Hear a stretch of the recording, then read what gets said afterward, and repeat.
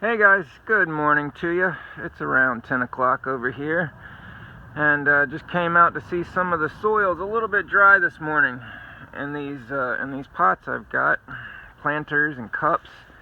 So I decided to do a little video and show you guys about watering, because I used to have questions. I ended up getting a probe at one point and testing the soil consistently every day with this probe, moisture probe, just to make sure that I wasn't overwatering. And well, I've learned that you really don't need that kind of stuff, but it's good for learning, definitely.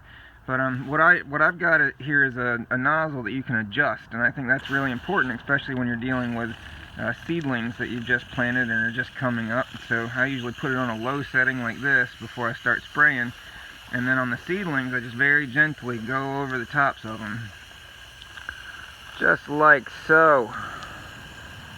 And I make sure that if they're dry, I saturate them really well. You want to get the point is not like how much you water them at one time when they're outside, but how often you water them, because the ambient temperatures and the air will dry the soil out pretty quickly. Usually by the end of the day, if it's like an inch or so, a couple inches like these little pots and cups, when it gets to be 70, in the 70s, definitely 70s, I water a whole lot more.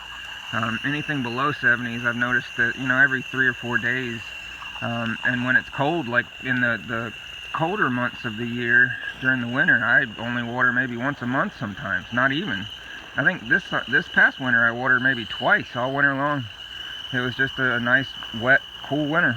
So these bigger pots, they've still got a little moisture in them, so I'm just going to wet the surface to kind of add to it, so it's cumulative at that point. I'm keeping up with the watering. If I let them go and let them dry out really bad, I'd be putting a whole lot more in there.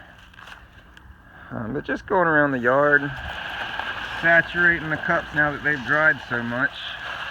And then when I get over to the soils, outside pots, I water a little bit longer. I kind of hold it on there. Like for this, I've got a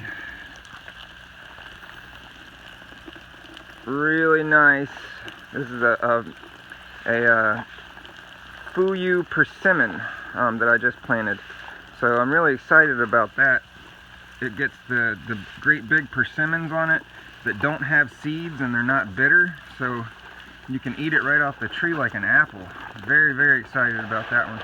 But when it comes to watering the garden where it's directly onto the ground, you want to saturate it, especially if you don't have compost, because a lot of soils, especially in Wilmington, North Carolina, and in eastern North Carolina, they're just so sandy.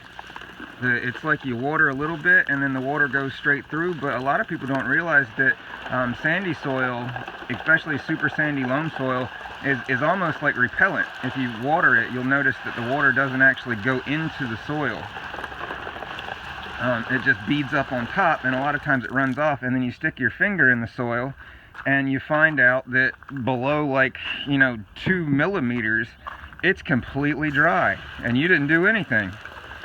So you got to kind of get a feel for it, and that's one of the reasons why top dressing with compost and straw and just organic matter, wood chips, all these things, it's just a wonderful way of adding vitality to our soil and holding in that moisture, keeping our bacteria nice and comfortable so that they can do their job. And that's what it's all about, guys. So that's me this morning. Hope you guys are enjoying the morning as well. Getting off to a good start here, and I am very, very excited for it to be spring. All these wonderful vegetables, all the diversity in our diets, the diversity in our yards, the beautiful flowers we get to see. I don't know about you guys, but I was growing all winter long, grew a lot of brassicas, and not a lot of flowers in the winter, but as soon as spring comes around, it's just like this vitality just returns to life. It's beautiful. It's a beautiful thing. So just wanted to wish you guys a happy morning, share a little watering knowledge with you. Hope it helps out, and enjoy, guys. Tom Sapp, Permaculture Wilmington. Check out the Facebook page. It's a group, Permaculture Wilmington. And as always, please like and subscribe.